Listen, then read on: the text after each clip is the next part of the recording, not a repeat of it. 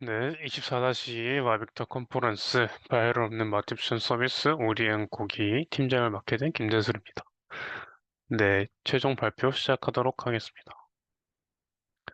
네, 먼저 앞서서 저희 프로젝트 소개, 팀원 소개, 프로젝트 상세, 그다음 결과 및 활용 방안, 그다음에 시연으로 넘어가도록 하겠습니다.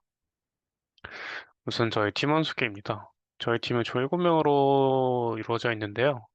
저희 7명 중에서 이번에 신입 기수분들이 지연이, 찬우, 그다음에 두 분이서 이번에 데이터 크롤링과 백엔드 쪽을 맡아주셨는데 둘의 노고 너무 감사하고 그다음에 이번에 프런트 임으로 완벽하게 수행해준 우리 지윤이 늘 고맙습니다. UI도 완벽하게 해줬고 그다음에 윤희가 디자인해줬고 그다음에 저랑 같이 데이터 수집이랑 모델링 하는데 좀 힘써준 건희 그다음에 자료 제작이랑 이런 발제 자료랑 데이터 수집에 도움을 준 재현이 형까지 모두 감사드리고 저는 발표도 맡게 된 김대솔입니다.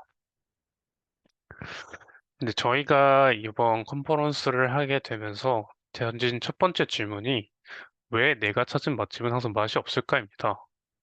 왜 내가 찾은 맛집은 항상 맛이 없을까에 대해서 의문이 좀 들었었는데 여기서 저희는 맛집을 찾을 때 저희는 어떻게 맛집을 찾는지 좀 생각을 해봤어요. 보통 저 같은 경우는 네이버 지도에서 먼저 검색을 한 뒤에 뭐 그런 것보다는 일단 별점이나 혹은 그 키워드에 그런 걸 좀 참조하는 편이에요. 뭐 여기 음식점들은 대체로 좀 어떤 편이다. 혹은 뭐 여기 사장님이 좀 불친절한 편이다. 이런 걸 키워드로 좀 잘 뽑아 넣거든요. 네이버 지도에서. 네, 저 같은 경우는 그런 걸 좀 참고하는 편이었고 이제 다른 저희 팀원들의 의견도 좀 물어보니까 리뷰 글이나 유튜브에서 좀 많이 찾아본다라는 말을 하더라고요. 그럼 이제 여기서 이제 또 한 가지 의문이 드죠. 과연 이 사람들은 진정으로 본인이 느낀 그대로 적은 것일까? 혹은 소정이 무엇을 받아가지고 작성한 데 있어서 개인적인 생각 이외에 의견이 좀 첨부가 됐을까? 그런 걸 좀 생각하면서 이번 질문을 좀 던지면서 이걸 어떻게 하면 좀 방지하고 좀 막을 수 있을까? 어떻게 해야 우리가 좀 더 진실된 정보를 받을 수 있을까라는 생각을 했어요. 먼저 네이버 포털에 맛집이란 두 글자 치면은 이렇게 나와 있어요. 맛집 명사, 음식이 맛이 뛰어나기로 유명한 음식집이에요. 그만큼 어떻겠어요? 유명한 게 좀 더 포인트가 되겠죠. 요즘은 그래서 음식의 맛을 떠나서 그냥 유명하기만 하면 일단 사람들이 다 가고 봐요. 그리고 요즘은 이제 정보화 시대이기 때문에 누구든지 인스타나 그런 데서 여기 좀 유명하다 싶은데 일단 가볼까라는 생각이 좀 막연하게 되기 때문에 그런 요인들이 좀 크게 작용하고 있는 것 같아요. 네, 잠시만요. 네. 여기서는 저희가 신문 뉴스 글 4개 정도 긁어왔는데, 보통 보면은 뭐 페이스북에서 뭐 좋아요가 100만 개 이상인 데서는 뭐 계정을 도용해가지고 실제로는 그렇지 않지만, 여기 음식점 괜찮다 이런 글도 쓰고, 혹은 뭐 맛집과 이렇게 좀 협업 관계를 맺어가지고, 우리가 돈 줄게. 여기 와서 밥 한번 먹어줘. 이게 바이럴 마케팅을 하기도 하고, 혹은 마케팅 업체들이 애초에 네이버 알고리즘을 분석해서 그 작성을 할 때 어떤 키워드들이 들어가면은 좀 상단에 노출될 수 있을지 그런 거 찾게 되고 혹은 유명하죠. 뒷광고처럼 내돈 내산 같은 이슈가 있었죠. 그래가지고 이런 바이럴들을 어떻게 하면 걸러낼 수 있을까가 저희의 주 목표가 됐어요. 실제로 리뷰 앨범만 쳐봐도 그 오픈 채팅방이나 그 레뷰나 이런 사이트들이 되게 많아요. 그런 데서도 어, 무언가를 받고 광고를 해주는 그런 형태의 이해관계가 존재합니다. 그래서 이런 것들을 좀 막아야겠죠? 예. 건당 700원이면 솔직히 글 좀 쓰고 700원이면은 다들 하실 거잖아요. 그쵸? 저희가 인기가 없어서 그렇지. 자, 그래서 저희는 이런 맛집 리뷰를 광고 없이 단눈에 딱 좀 받고 싶었어요. 그래서 다음은 저희 프로젝트의 이제 아키텍처인데요. 저희 프로젝트 아키텍처는 생각보다 좀 구조는 간단한데 구현에 있어서 좀 데이터 수집을 좀 많이 한 편이라 정보는 되게 다채롭게 재밌게 나오는 편이에요. 먼저 저희 아키텍처 보시면 왼쪽 위에 먼저 네이버 리뷰랑 구글 레스토랑 인포, 네이버랑 구글의 아이콘이 보이죠? 이 두 가지 사이트에서 데이터를 좀 크롤링을 했어요. 셀레니움을 사용했고 웹 크롤러를 통해 가지고 이제 데이터를 저장했죠. 데이터는 MySQL에 저장했고 저희는 이거 두 개 다 FAST API에 저장을 해서 API 호출하는 형식으로 사용했어요. 물론 도커로 포장을 해서 올려놓았죠. 그 다음에 저희 LLM 모델에 이제 사용을 할 건데 이 LLM 모델을 사용하기 전에서는 일단 리뷰 데이터에서 뒤에서도 상세하게 말할 테지만 일종의 필터 처리를 한 다음에 쿼리를 보내요. 어떤 쿼리를 보내면은 뭐 레스토랑 이름을 이렇게 쿼리로 받게 되면은 이 레스토랑 이름에 대해서는 저희가 짠 알고리즘에 맞게끔 튜닝이 된, 옵티마이제이션이 된 LLM 모델을 정제가 통과된 저희의 바이럴 프리 인포메이션이 나오게 됩니다. 예, 상세하게 말씀드릴 텐데 먼저 네이버에서는 방대한 양의 리뷰 데이터를 보유하고 있어요. 여기서는 이제 리뷰 데이터로 하면은 여러분들 아시는 것처럼 그냥 이름만 쳐봐도 뜨는 이제 네이버 리뷰 같은 것들이 되게 다양하게 존재하죠. 근데 이제 이 리뷰 데이터를 긁어오기 전에 먼저 이 음식점의 정보도 좀 알아야 하기 때문에 어떻게 했냐면은 타이완소야 이렇게 음식점들이 뜨는 거를 찾기 위해서 구글에 먼저 음식점의 이름의 정보에 대해서 한번 크롤링을 했어요. 이렇게 크롤링 할 때 이제 구글은 좀 더 정확하다고 저희가 판단했기 때문에 구글에서 이제 음식점의 이미지, 음식점 이름, 그다음에 음식점 전화번호나 주소 같은 것들을 저희가 크롤링 1차로 했고 이 이름에 맞게끔 저희가 네이버에서 리뷰 데이터를 다시 한번 크롤링을 했죠. 두 크롤링은 병행하면서 진행이 되겠죠. 그 다음으로는 이제 도커상에서 FAST API와 MySQL을 구동을 하고 여기서는 이제 FAST API 크롤링 서버 안에서 구글과 네이버의 크롤링을 진행하고 정보를 음식점 정보, 음식점 리뷰의 데이터를 따로따로 저장을 해요. 이 인풋이 들어오면은 정보 리뷰를 결합해서 로컬로 전달하게 되죠.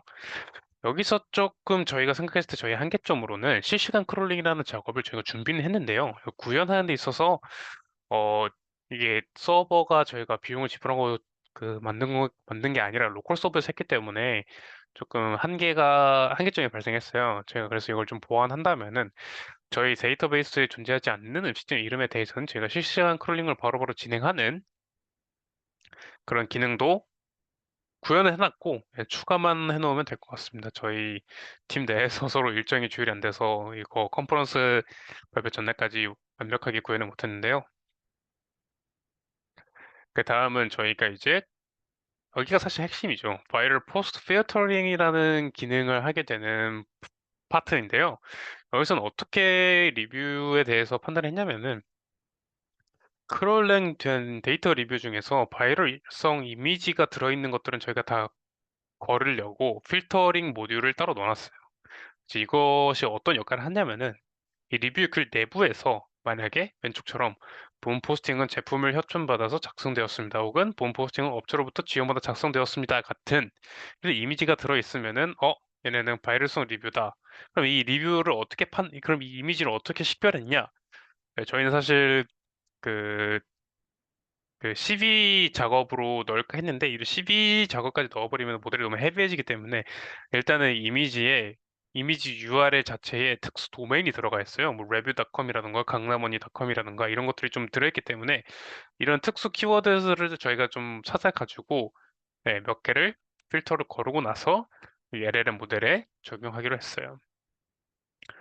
이 오픈 API 키를 결제해가지고 저희가 압축된 정보를 아웃풋으로 제시하게 되는데 예시는 이따가 좀 더 보여드리도록 하겠습니다.